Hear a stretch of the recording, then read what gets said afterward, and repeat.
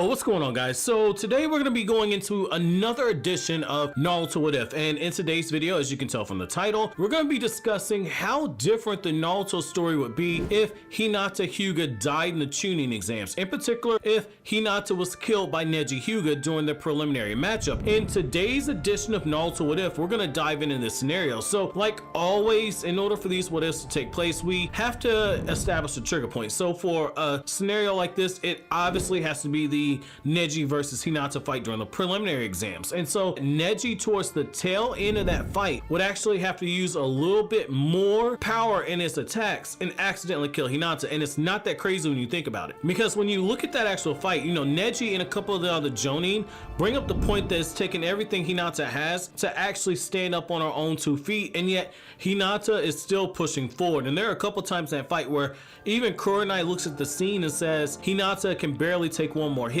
and it kind of breaks off. It's kind of foreshadowing the dire situation that Hinata's in. So in order for this scene to happen, Neji's going to use just a little bit extra force in his attacks, and he's going to misjudge how much strength Hinata has in her, and it's going to ultimately result in her death. And that's where the following scene's going to occur.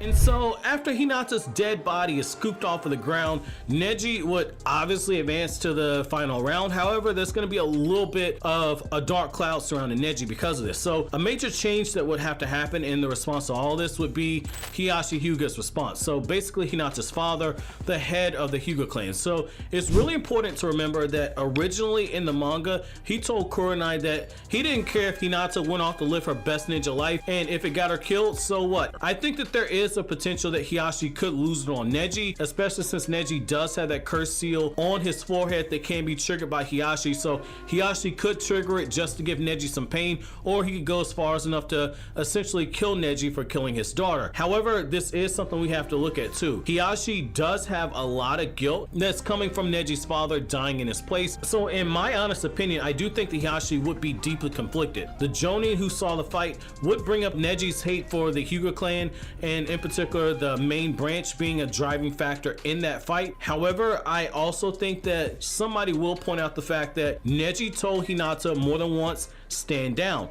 and when Hinata kept getting up, he still told her to back out of the fight, which would be confirmed by the Hokage. And so Hiyashi would know that essentially Hinata dying, that's tragic, everybody's gonna cry over it, but at the same time that was something that Hinata herself chose. Instead, I think that he would begrudgingly accept the fact that his firstborn daughter accepted her fate. Now the next major change that would occur would be when Naruto would go off to train, and he would train a lot harder in order to beat Neji, but he'd also be feeling guilt during this time period, during the month that exists between the preliminaries and the actual final round. So basically, one of the things to be drawing in on Naruto would be the fact that his words are what made Hinata charge forward when she should have really surrendered. Hinata's blood is really on Naruto's hands, and given Naruto's character, especially at this time when Naruto's still kind of finding himself, I could see this weighing on Naruto very heavily. It would be during the training with Jiraiya that Jiraiya will offer parting words of wisdom in order to help Naruto get over his guilt, and Naruto uses as fuel in order to push forward with this training. Now the Naruto versus Neji fight still happens all much the same, but you're gonna have Naruto being beat down by Neji,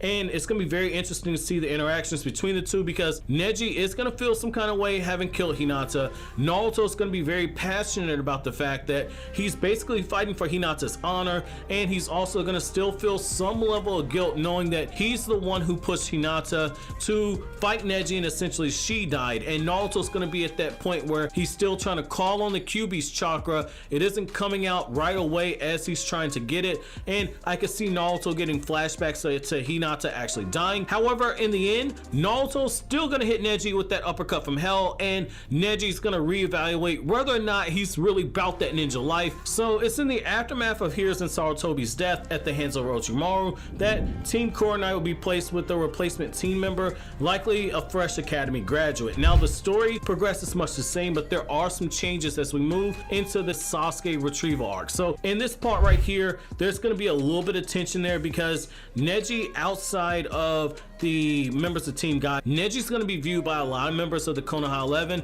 with a bit of a dark cloud over him, and I could see Neji using that fight against the member of the Sound 4 that he fought against as a way to start the process of him getting redemption. In the end, nothing really major changes as we move into the end of part 1. Sasuke at the Valley of the End is still victorious over Naruto. Sasuke goes on to join Orochimaru, and 3 months later, Naruto goes off to train with Jiraiya. By the time that we get to the Kazekage rescue arc, essentially the battles with Data and Sasori happen all the same, but Neji is likely reminded of Hinata when he sees Chiyo reviving Gar by giving up her own life, and I believe for a moment, just for a brief moment, Neji's heart would grow like 10 times big in size. For a moment, he would wonder if he would give his life to save Hinata, but in the end, Neji would realize that in the end, it was all fate and Hinata was destined to die. Now, one major change that does occur, however, would be during the Naruto versus Pain battle. Hinata being dead means that when Naruto does get pinned down by Pain, both physically beaten by Pain's fist and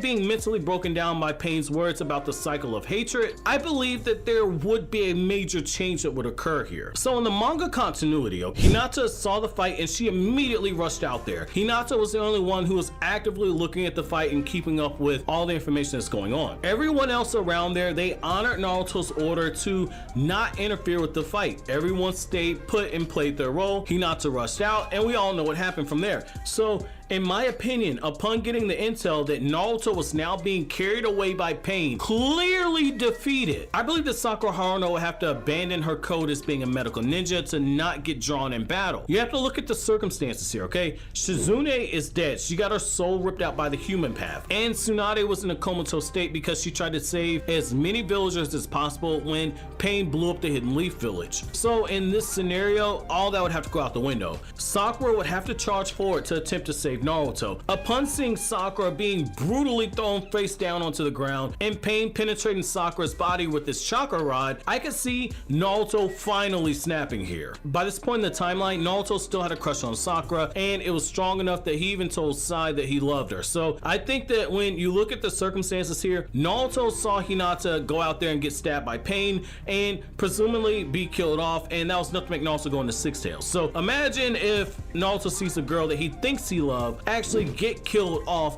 right in front of him, or he thinks she gets killed off in front of him. Naruto's likely going to that Seven Tails state, which means that Naruto is going to force Pain to use a lot more chakra in his fight. However, this is where we're going to have some changes. Eventually, after Pain is defeated and while Naruto speaks to Nagato, Team Guy will stumble across Sakura and they will realize that Sakura's half dead. Upon Sakura finally regaining consciousness, Sakura will quickly use the Creation Rebirth Jutsu, which is going to be the very same jutsu that Tsunade used in her battle against Kabuto and Orochimaru in part 1 of Naruto, which is a jutsu that basically heals injuries once you start weaving the hand seals. Now, this would heal the wounds that Sakura had gotten from Pain. Now, moving forward, Hinata's death doesn't really affect the story much since she didn't have much of a significant role in a lot of the arcs moving forward. However, Hinata's presence is gonna be truly missed once we get to the battle with the Ten Tails. Now, originally it was due to Hinata throwing herself between Naruto and the Jubi spike that Neji gave his life to save Naruto, because Neji saw that and said, I'm not gonna let Hinata die protecting Naruto, I'm gonna protect both of them. However, I still think that Naruto would be saved here, and this is where Neji's death is gonna be even more tragic than it was in the original timeline. So essentially, you're gonna have a scenario where Neji, having carried around the guilt from having killed Hinata for over 3 years, Neji is gonna view saving Naruto as his way of getting redemption. Upon Neji dying, I think we have to discuss this for a moment right here. So it's in that moment when Hinata is reaching up towards Naruto to slap some sense into him as Obito's giving Naruto a dose of what it's like to be hit with Talk no Jutsu straight from the book of Naruto Uzumaki, chapter 3, verse 5. Naruto comes back to his senses. So essentially, Hinata's dead here. So that means that Naruto could fall for it, right? Yes and no. I think that upon seeing that Naruto was getting so close to being drawn in by Obito's sweet words, that Sakura walked straight up to Naruto and she smashed his head into the ground, and she begins shouting at him and stomping at him and saying, "You can't give up because your Hokage dream is so close to becoming true." And so Sakura's words would have an impact on Naruto, though Naruto's head would probably be hurting a lot because we all know how Sakura likes to hit Naruto. However, from here, Hinata's death doesn't really have that much of an impact on the story. Naruto still goes on to give his chakra to the Alliance like he's selling drugs,